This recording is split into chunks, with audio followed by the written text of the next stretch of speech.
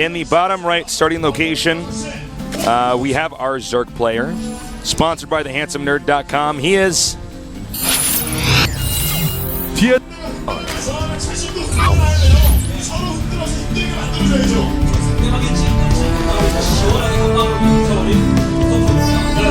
And now on to his opponent in the upper left.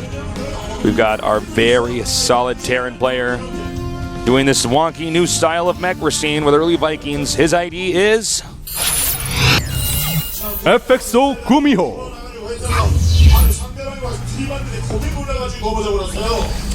I hope he does that style again. It's a little bit harder for us to follow it because we don't see it a lot, but it's kind of cool. Well, it's like kind of new. People going mech after going Vikings, but that might be just in response to seeing mutas. This could get super meta too. Yeah. You know? I mean, the double port Banshee just kind of does so well against Infestor openings. I guess it forces mutas, so he's like learned a way to play mech against someone who's forced to open mutas. Maybe. Maybe. I don't know. Work with me here, Tasteless. I'm trying, Artosis. Well, we'll see. Anyways, Drone Scout, as always, from HyuN. And, yeah. Talk to me, Artosis. Ask me something. They're going to have a little bit of downtime while they build up. Okay. Right foot or left foot? Right foot. Oh, wow. See, I say left foot. Really? Yeah. Well, my right foot's all screwed up, so. I've been doing this thing. I forget if I told you this, but like, you know, for those of you guys who don't know, I have a really hard time sleeping. I just have really bad insomnia. It's really tough for me to and when he does fall asleep, he has dreams about Rotterdam and Mr. Bitter. Yeah, shirtless. Playing guitars. But I think I've been doing this thing where I just like ask myself like questions in my head that don't make any sense. Yeah. To bore myself, or I'll be like, green dog or blue dog, and then I go just like so you imagine you're talking to me. I'm like, blue dog. I'm like, all right. Be like, yellow circle or purple square. That is so boring. I'm about to fall it's just asleep. like, you know, I'm like, which one would I prefer? I'm like, all right. Ooh. What? Ooh, there might be something crazy meta going on. Okay. Uh-oh. He's going one Rax expand and throw up one gas that the Overlord could see. You never really see one Rax expand into one gas because the gas comes in so slowly that it doesn't really time out with anything super powerful. He's clearly trying to hide something because he actually sent the Marines over there to try and make sure that Overlord's pushed back a little bit. Yeah, I think he's just going to throw out another command center. Yeah, I think this got is it like, right. He's trying to get him a little bit on the defensive, thinking Hellions are going to come very quickly. Or perhaps make him think that, you know, Banshees are coming or something. And you know what? Instead, he's just made like a funny, weird build order where he gets that extra gas early, and he'll work it into the whole build and everything. But very interesting. Look at that. I love how GuMiho does these little things like this. Yeah, I love it. GuMiho, you know, I don't think we give him enough credit for being sneaky. I think we play up so much of his multitasking ability, but when you really look at it, it's like sneaky. He's very smart. Yeah. As you can see here, the reactor is coming up, and I don't. If the Zerg doesn't detect this, the Zerg might over defend. Yeah, he could. And, ooh, 22 Lings on the way with speed about to finish. So he's definitely going to push out. There's a possibility of disaster here. There's three GuMiho Marines could just only. straight up die. Yeah, these Slings are going to come across. He's going to have no idea they're going to be there until they get there. And you know what? That bunker cannot be saved. If he doesn't have his wall up, he can lose. He can absolutely lose. Or he's going to hide all his Lings because this SCV needs to be killed first. Nice little maneuver here. Oh, I think he might have been tipped off there. He's seen 4 Lings. But he saw speed. And where are the rest of his Marines? Hold on. He has one Marine in the bunker. This is all going to come down to whether he's watching the ramp. Oh my god. Okay, it goes up. So he's not dead. That could have been so terribly bad for GuMiho. Like, if those Lings got in, I think it would have basically ended the game. No, it absolutely would have ended the game. He's trying to kill his SCVs, might as well. Zerglings are fairly expendable at this point in time. But you know what? This actually did well for him, even though he spent a lot of larva making these Lings. He killed the bunker. He's slowing down GuMiho quite a bit. It might be a little bit before GuMiho gets to really mine again from his snapshot. It looks like GuMiho might go for a similar playstyle to the previous games where he has he's getting like a Raven early. Yeah, you don't normally see a Raven early in this matchup. Right. Oh, Ling's trying to come up here and do some damage to these Hellions. Not working. Good micro there by GuMiho on top of things. So yeah, that was a little minor annoyance.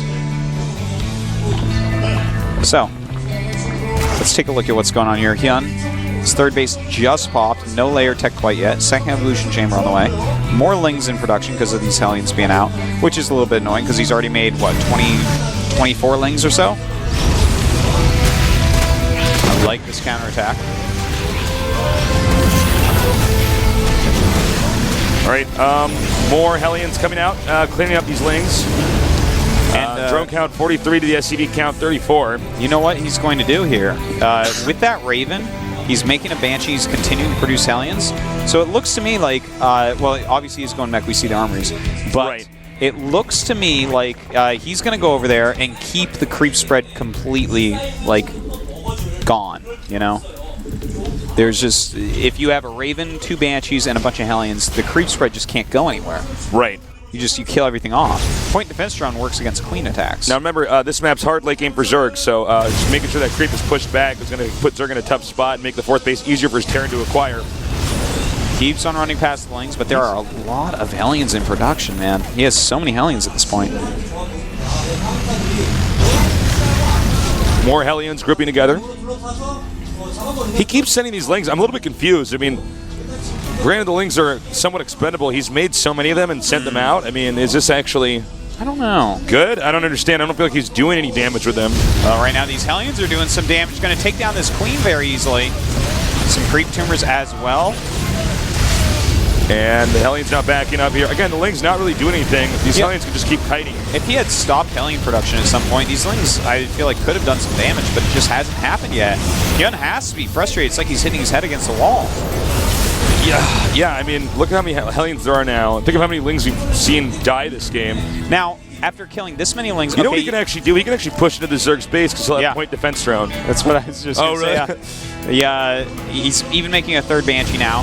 He's actually going to push over here. And this is really cool, actually. If you hadn't been making roaches, this could be a death blow, you know? Yeah. And in fact, with the Banshees, he can target down roaches very quickly as well. These Queens have no real shot. And here we're going to have a point defense drone in a second, and there it goes.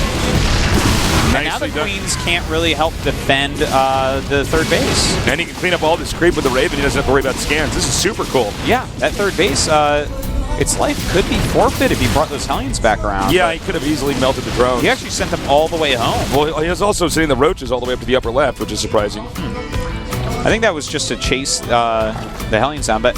Oh, okay, he's going mass roach right now. His drop upgrade is almost complete as well, and drops are so good against mech. Yeah, you just drop right on the factories, and it can do GG right there. Absolutely. You drop in that main base. Mech is all about positioning, and right now, we actually have 12 Hellions, 3 Banshees, and a Raven. That's the army of GuMiho. So if, like, 15 roaches get in that main base, they're going to do so much damage.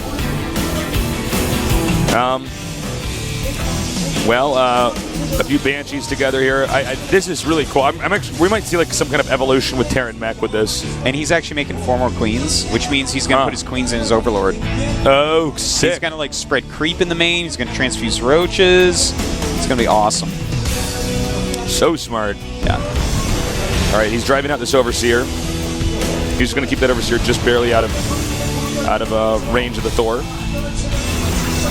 And what do we see some of the Heratos? We got 31 roaches with about 8 more on the way right now. Now this is a little bit risky because if it doesn't do something, he's going to be in a lot of trouble because it's 52 drones against 60 SCVs. He's not building drones. He hasn't been for a while.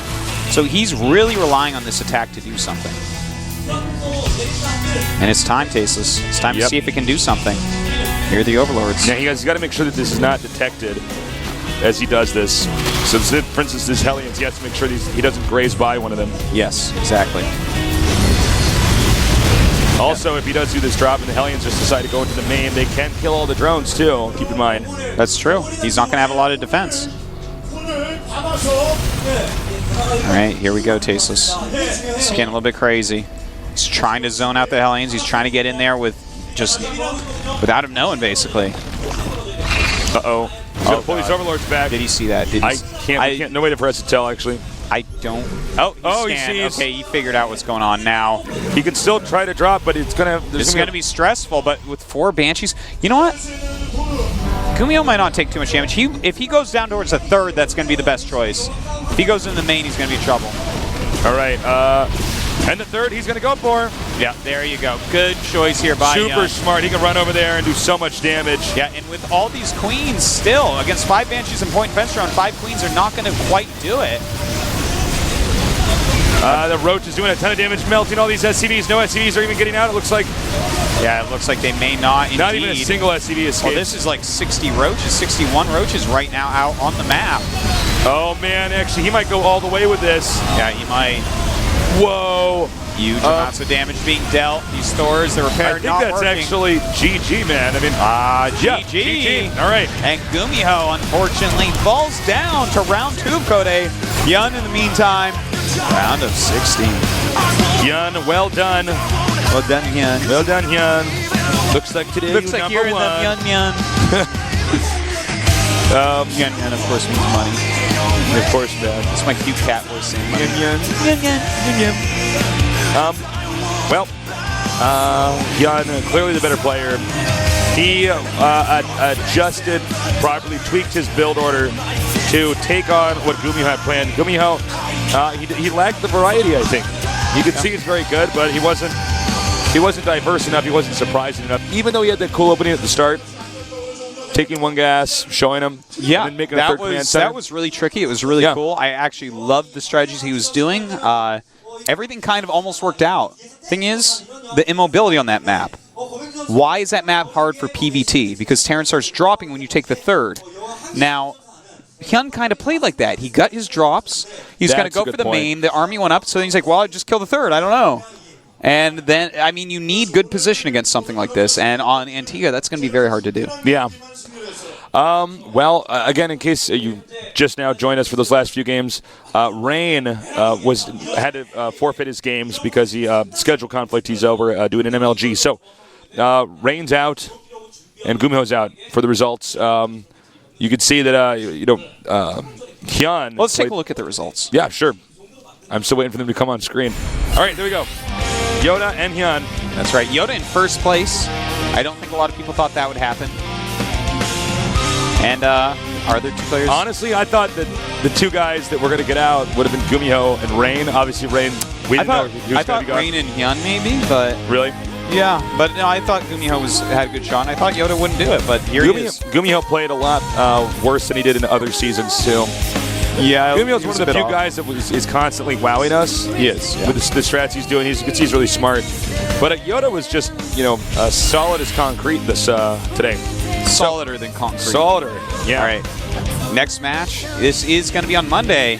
MVP, Young, Creator, and Dongray Gu. That's going to be awesome. Pretty I can't wait to see Creator versus DRG, man. Yeah, I can't wait to see MVP and his shape after coming in second in that last finals. Yeah, he wants to win yet another one. Well, that's going to be a lot of fun. Happy Halloween again, guys. Hope you had a great little holiday there. It's a fun holiday. A lot of people like Halloween. I'm excited for your little Halloween party, Artosis. Check out the GSTL. You can see the information below at the bottom of our screen. GSTL, a lot of fun. I know we have certain people that only watch GSTL or GSL Code S or Code A, but definitely check out both. And as we always ask you, please spread the word about the GSL. Yeah. I meet people all the time when I go to these international events who say, I've only watched the last 2 seasons that just started a little bit ago. Yeah. So I never meet anyone that doesn't know what the GSL is, though. I guess as soon as you start watching StarCraft enough to go to an event, you've seen at least an episode of GSL. Probably. We love you guys. I think this pretty much does it. Thank you so much for joining us today. And join us again on Monday for Group E of the GSL Code S. Good night.